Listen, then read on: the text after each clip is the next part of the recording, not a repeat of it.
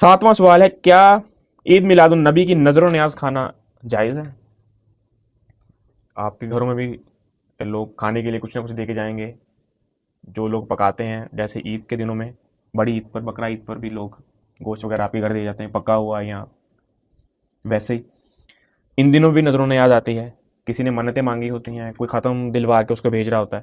تو اس کا جو آنسر ہے وہ یہی ہے کہ جب بھی ایسے موقع کے اوپر آپ کے گھر کوئی چیز آ رہی ہے اور آپ کو پتہ چل گیا ہے کہ یہ اب نظر کے طور پر دی جا رہی ہے، اس پر کوئی ختم والی رسم کی گئی ہے، تو آپ وہ کسی کو آگے ٹرانسفر کر دیں، اس شخص کو بھیج دیں جو آگے کھاتا ہے. اس کا مطلب یہ نہیں ہے کہ وہ نظر والی چیز ہے اس نے کھائی ہے. جب آپ نے خود نہیں کھائی، نبی اسلام نے فرمایا کہ جو مسلمان وہی ہے کہ جو اپنے لیے پسند کرتا ہے وہی دوسرے کے لیے پسند کرے. یہ قانون یہاں پر لاگو نہیں ہوتا.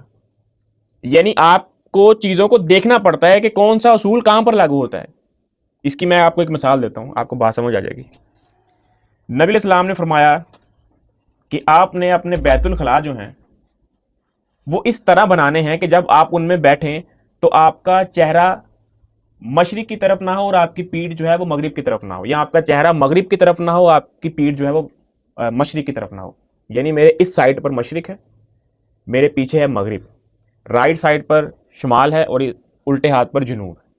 نبی اسلام نے فرمایا جب آپ مکہ میں تھے کہ اپنے بیت الخلاء اس طرح نہ بناؤ کہ تمہاری چہرہ جو ہے وہ مشرق کی طرف ہو، پیٹھ تمہاری مغرب کی طرف. جب آپ نے ہجرت کی، آپ کہاں چلے گئے؟ مدینہ میں چلے گئے. اب مدینہ میں جو آپ جب گئے تو کعبہ پڑتا ہے جنوب کی طرف اور پچھلی طرف ہے شمال. تو نبی اسلام نے کیا فرمایا پہلی بات پر؟ پہلے کون سی حدیث سنائی میں نے آپ کو؟ یعنی بیت الخلاء آپ نے اس طرح نہیں بنانی کہ آپ کا چہرہ مشرق اور مغرب کی طرف ہو. تو جب آپ مدینہ میں گئے تو وہاں تو ان کو کعبہ پڑی جنوب کی طرف رہا ہے، یعنی اب وہ جنوب کی طرف اور شمال کی طرف بھی بیت الخلاء نہیں بنا سکتے، اور حکم نبی اسلام کا کیا ہے؟ مشرق اور مغرب طرف ویسے نہیں بنانی. تو اب وہ کیا کریں؟ یہ والا اصول وہاں جا کے لاگو نہیں ہوگا. اب وہ جو ہے وہ مشرق اور مغرب کی طرف ہی منہ کریں گے کیونکہ ان کے پاس آپشن ہی یہ بچا ہے. اب اس حدیث پر عمل نہیں ہوگا. اب نہیں ہم کہیں گے نبی کا فرمان ہے، کیونکہ ہمارے پاس آپشن ہی کوئی نہیں بچ رہا. کوئی آپشن بچے گا تو ہم کریں گے نا. مکہ کے اندر یہ کام ہو سکتا تھا، لیکن جب آپ مدینہ کے اندر گئے وہاں یہ کام نہیں ہو سکتا کیونکہ ہمارے پاس آپشن ہی دوسرا کوئی نہیں.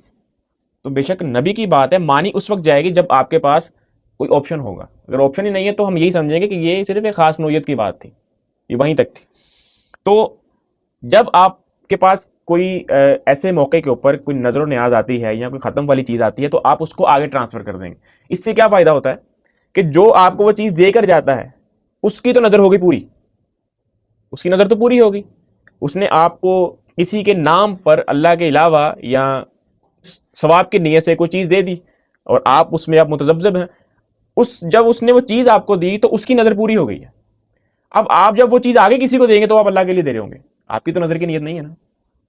اب وہ چیز جو ہے اس کا بھی دل نہیں دکھا، وہ بھی آپ کو دے گیا، آپ نے بھی ریسیو کر لی، اس کی بھی نظر پوری ہوگی، اور اب آپ نے اللہ کی نیت سے کسی کو آگے بھی دے دی، اس نے بھی کھا لی.